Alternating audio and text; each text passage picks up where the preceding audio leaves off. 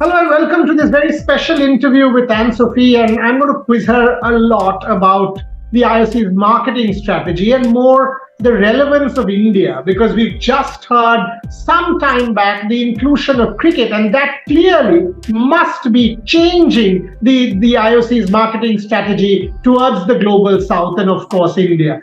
First thoughts, how do you look at India as a market? And the second part to that question, the inclusion of cricket for LA 28, will that change your outlook towards this market substantially?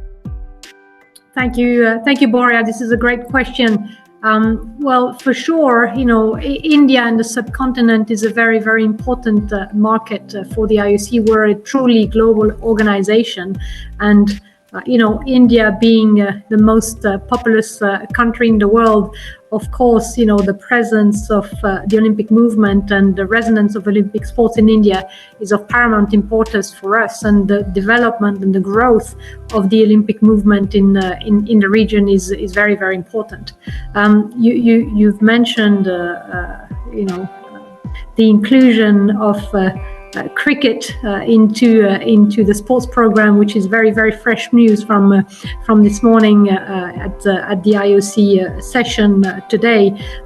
This is a very, very good step in this direction into engaging with the Indian audience, but not only with the Indian audience, because we do recognize, and the reason why cricket has been now included into the sports program is cricket is a truly global sport. 2.5 billion fans across the globe. It's truly global on 5 continents, played in many countries, and we do recognize that that's a sport that has all the attributes for being a very important sport in very important sports in the Olympic program in the future. A little bit on your revenue streams, please. Your revenue streams and strategies, and how you sort of plan to, again, two-part question: revenue streams and strategies, and how you want to use this part of the world, which I don't think has so far been integrated into the movement in that sense, because there's still a lot of potential that remains untapped. For sure. Boria, India, being the most populous, and if I can quote your Prime Minister a couple of days ago, is when he was saying India wants to not only be the most populous but also the most prosperous country. This is definitely a path that we see India on the right track to, because India has one of the fastest growing economy in the world, definitely is the birth and headquarters, one of the finest conglomerates in the world, leading companies in their field, and for sure the IOC always strives to be partnering with companies that are leaders in their industries. So for sure, having come here, there's been a lot of meetings that we've had with Indian corporations, and I'm calling on the private sector in India to be associating with the Olympic movement and contributing to development of sports and the access of sports to supporting the access of sports to the Indian market, for sure. You're doing well, and you're doing it at the right time. Sport is all about timing. The Prime Minister making the announcement about the 2029 YOG and 2036 bid clearly has set the tone in this country. So you are here at the absolute right time. Do you actually think that the Prime Minister's announcement will sort of help in what you're trying to do at this point in time? Because clearly there's a groundswell of support in the country at this point. Well, Boria, I'm not the right spokesperson for commenting on any future candidature of India, but for sure we will. With the Prime Minister's announcement, will that help you when you're reaching out to corporations? Are you getting a positive response? Because clearly there is a lot of positive talk. Right. Sorry about misunderstanding your question. No, for sure. I mean, this is sparking a great level of interest into the private sector, and I'm really confident that we should be announcing very soon a top sponsor coming from India. That would be a great achievement if we did that. Fantastic. Something on your digital strategies, because that's something I'm really keen on, because with the explosion of digital, if I can say that, your thoughts on that? Well, digital is unescapable today. It's the future. It is where people are now diverting their consumption from, while our audiences, and just as a memory, we actually had a unique audience of more than 3 billion people watching the Tokyo Games recently, and we see those numbers growing in the future. And the mix of that audience has been traditionally through linear television, but we do see the shift into how people are consuming. While most of the people today are consuming on both linear television and digital, we see a growing number of people consuming only on digital.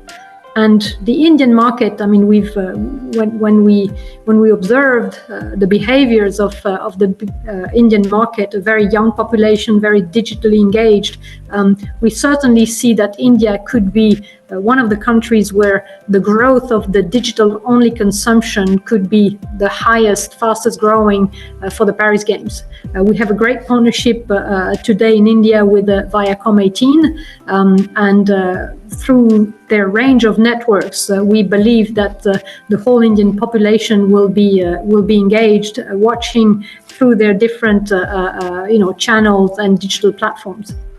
Last two questions. Each time I've spoken to Dick Pound in the past in conferences about the IOC claiming the whole broadcasting, and I've understood, I mean, because the IOC was a front runner in this. Every time we've had a conference, these were themes that we've addressed. So the one question I want to ask is on revenue redistribution. Now that the Global South is so far more integrated into this whole Olympic movement, your thoughts on revenue redistribution, please?